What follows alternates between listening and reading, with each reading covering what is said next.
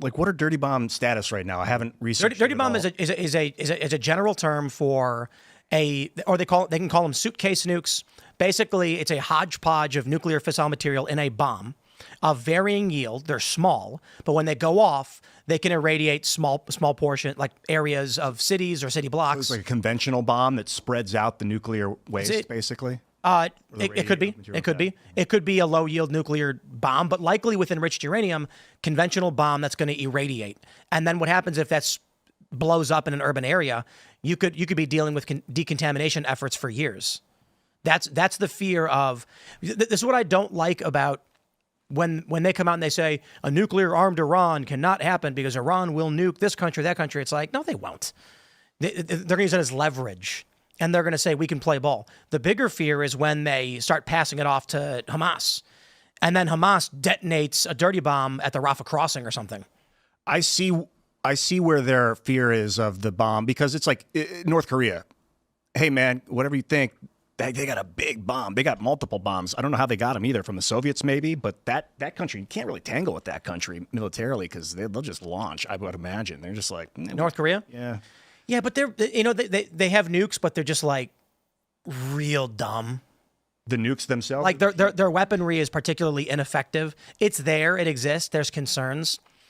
The bigger problem with North Korea is the proximity of Seoul, South Korea to North Korea. Right. They can wipe out Seoul with artillery. Like, you don't need nuclear weapons. Like, they just have enough just conventional artillery to kill 30% of the people that live in Seoul. As an aside, I do need to point out, I think it was Tate who said this.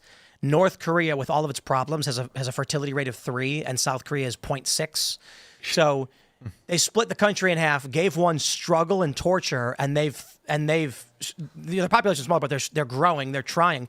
And South Korea was given liberalism, and they're destroying themselves. I bet they're lying about that number, though. The North Koreans, I bet they're lying about that number. I'd be shocked. You saying they have 3 kids per family? Yeah. I bet. Are they allowed to use birth control in North Korea? Nope. Pretty sure they're not, or they don't have access to it. Because, I mean, right. Youngmi Park, was that her name? Mm-hmm. She's been on the show before. She was a North Korean defector and came on and was like, people starve on the side of the road. Like, oh, yeah. You'll see them laying and They're dying. smaller, starving, but there's more of them. To then say that they're having 3 kids per family when they're small and starving makes... You think they would lie to us about Just all because that? they said they had a unicorn in a cave. They're having 3 Yeah, kids. but that doesn't maybe- mean 3 I mean, kids I are believe it. becoming adults and making kids themselves. You know what I mean? Like, people die a lot in North Korea, so like they Well, I didn't want to derail the conversation. I thought it was funny what Tate said, but tell me I'm wrong. I'd love to be wrong with the spreading of this, near 900 pounds of enriched uranium now disappearing. There's concerns that Iran is just saying, "Oh yeah, ceasefire, the war is over. You got it, boss. Load it up." Oh, for sure. That's what I would do if I was in charge. I'd be like, I don't trust anything coming out of these guys. They just sneak attacked our facilities. Let's prepare. They overthrew our country in '53. I'd be I don't crazy. like them at all. sneak attack. I'd be crazy. I don't know about you guys. Why? How? Would you guys be crazy? In what way? Dude, if someone claimed they had it, so I understand with law and war, there's totally different things. But let's just say I'm on a frontier, minding my own business on my property. I got walls, and a dude rides up with his posse, and they all got guns, and they said, "We are going to come here with artillery, and we are going to level your building because we don't like that you're growing that crop or whatever." And I'm like, "Bro, get out of here. Who are you?"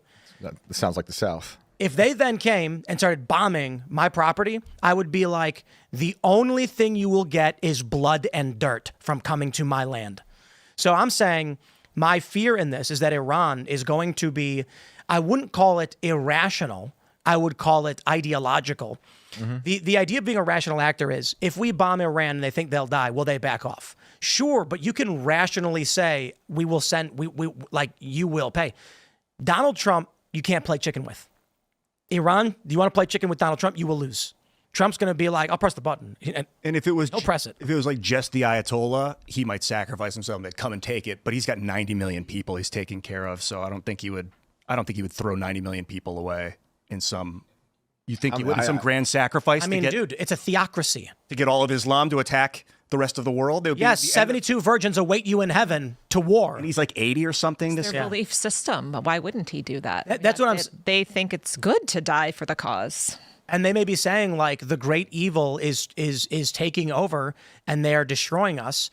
We will not lay down. I mean, they'd previously said Iran will never surrender. Now they're saying there's a ceasefire. So my fear in all this is that uranium ain't going anywhere, and they're going to continue working. I worry about sleeper cells or people pretending to be sleeper cells. You know, Some people were talking about, like, if we do something in Iran, then they will activate sleeper cells, without like acknowledging the fact that, like, having sleeper cells in the United States at all is unacceptable. Like, just the fact that Iran would send sleeper cells is in and of itself an act of war.